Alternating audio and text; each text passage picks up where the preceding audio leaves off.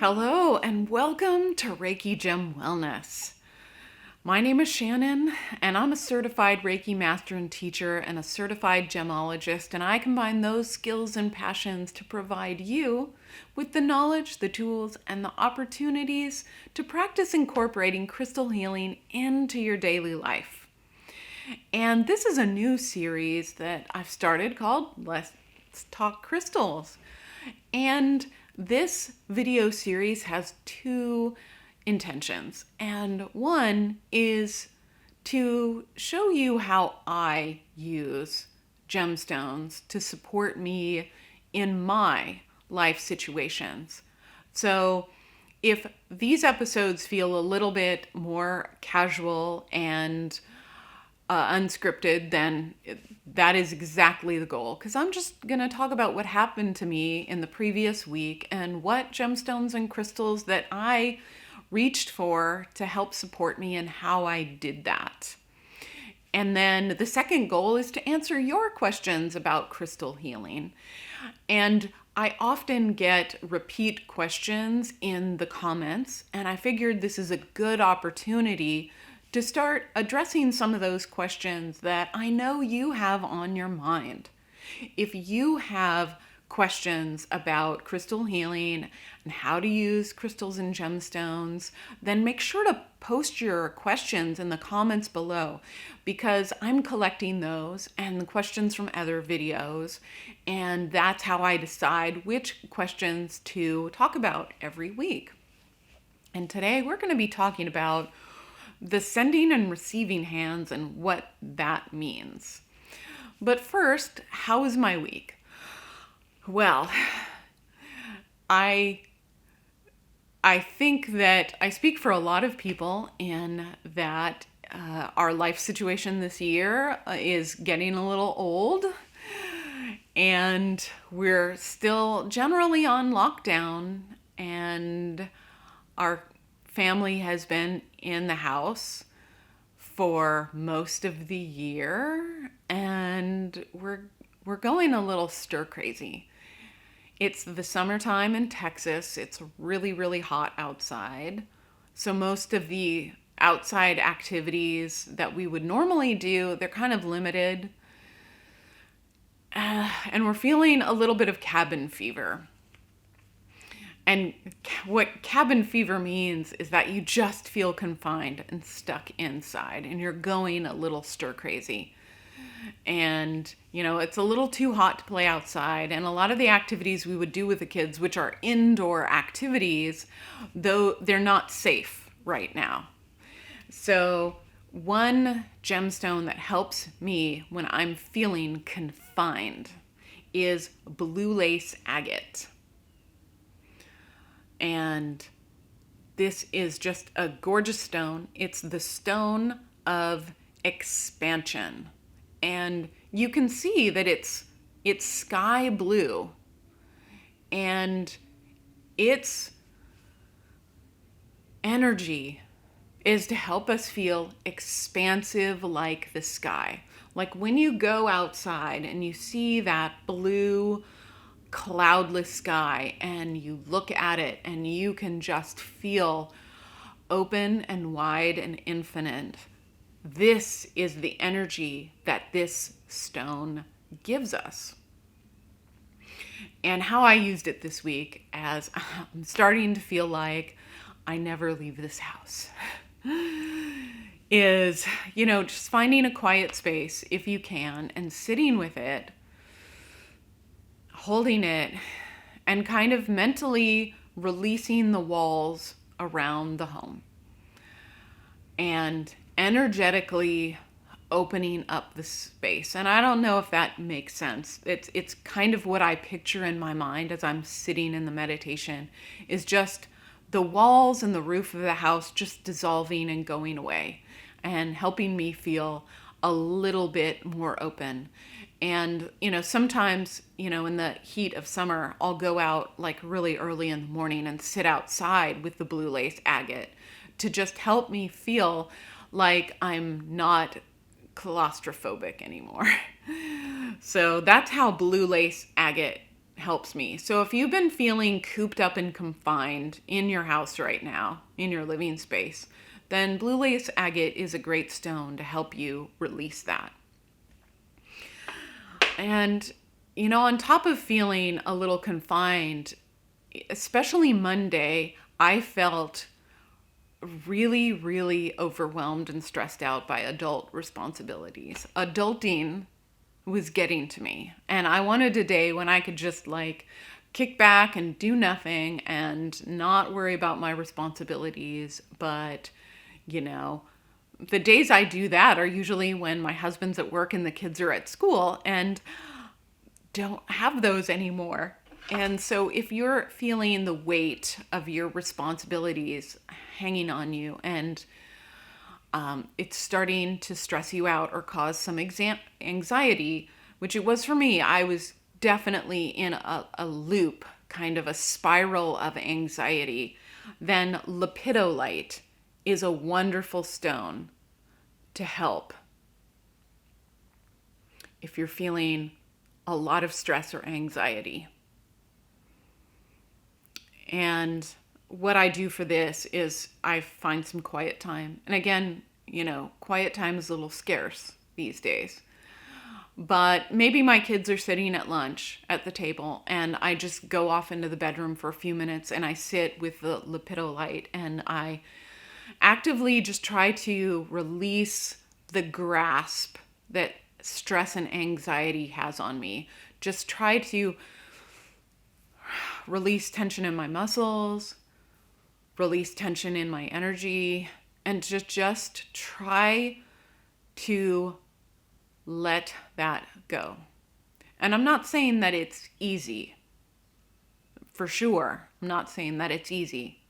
But lepidolite does help us dissolve some of that stress and anxiety. And when you're out of the spiral, the loop of anxiety, it helps me determine which things are on my mind that I don't even need to worry about right now. Like I'm worried about future things that may not happen, and I can set those aside.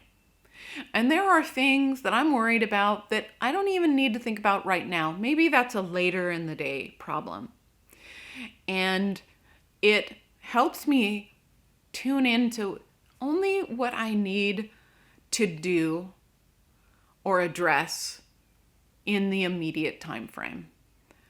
And that helps me tremendously reduce my stress about my adult responsibilities. And another stone that works well with that is howlite. Lepidolite and howlite work really good together, hand in hand, because this is a stone of calming, and this helps dissipate intense emotions really quickly. So anger, frustration, stress, jealousy, it helps to dissolve it rapidly. So lepidolite and howlite work really good together. And then, so this week, kind of in combination with those two, because we can have a life situation that's a combination of many things creating a perfect storm. And on top of the stress and anxiety and feeling cooped up, I was feeling really impatient with my family. And it could be common. We've seen each other a lot over the last several months, a lot. And so a stone that helps with patience is green Aventurine. And really, any green stone, emerald, jade, ocean jasper, green Aventurine, these all help to improve and expand patience. These are heart stones.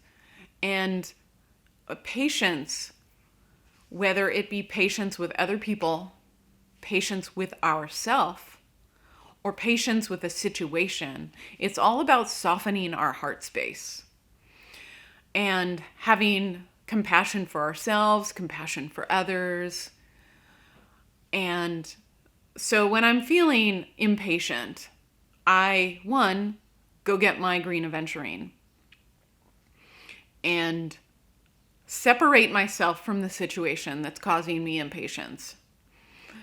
And this helps soothe it and release it. And remind myself that there is no one perfect time frame for life, for getting things done, for long-term projects. And I'm as impatient with myself and my own goals as I am with other people. So, I'm working on some long-term issues, and green Aventurine just helps me. It reminds me that I will eventually get there. One little baby step at a time, and I don't have to be so frustrated with myself. And so, green Aventurine, any green stone helps improve patience. So that was my week. I'm feeling better now. But so on to the questions portion, and I get a lot this question, like, what do you mean by sending and receiving hands? And in my guided meditations, I do ask people to put the gemstone in their non-dominant hand, as that's the receiving hand, and will help them receive the energies of the stone. So in general, when we're sitting and our energy is relaxed, we are receiving energy through our non-dominant hand, and we send it out through our dominant hand. So, if you want to receive the energy of a gemstone, then you hold or wear your gemstone jewelry on your non-dominant hand. So if I want to receive the patience from my green Aventurine, I hold it in my non-dominant hand while I'm meditating. And it will help me absorb that energy. And I think that's more self-explanatory than the sending hand. So if you are an energy healer, I don't want to confuse the situation. If you are an energy healer, if you're doing Reiki, you can send energy out both hands, for sure.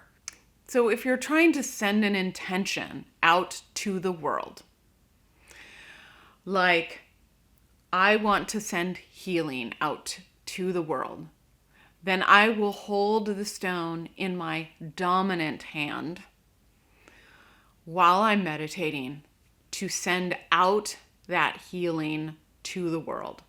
And clear quartz is a good stone for healing energy, and you can send that out. If you're sending out love and compassion to the world, then you might hold rose quartz in your dominant hand to send it out to the world. Now, if you're setting intentions and say there's an opportunity that you want to attract, then you might hold honey calcite in your dominant hand and send that intention, that invitation out to the world. You may be looking for love and you want to invite that out into your life. Then you might hold rose quartz and send that intention out into the world, that invitation for love. So if you're looking to directly absorb the energy of a stone, you hold that in your non-dominant hand. But if you're sending out energy to a person or a community, or if you're sending out an invitation to the universe, something that you would like to receive into your life, then you meditate while holding the gemstone in your dominant hand. So I hope that answers the questions that you might have about sending and receiving when I mention that in the videos. If you do have any more questions about sending and receiving, then ask those in the comments and I can go into more specific detail about your specific question there. So thank you so much for joining me today to talk about crystal healing and gemstones and how to use them and how to get the most of them in your life. And if you have questions about how to use crystals and gemstones, then make sure to post them in the comments below. That is where I'm gathering the questions. So thank you so much for joining me today, and I hope that you have a really good week coming up. And if you're new to this channel and you'd like to hear more about a wide variety of gemstones, because I post about the healing and supportive benefits of a different gemstone every single week. So you get to hear about a lot of different gemstones. Then make sure to hit the subscribe button so you won't miss a single gemstone video. Goodbye and have a great week.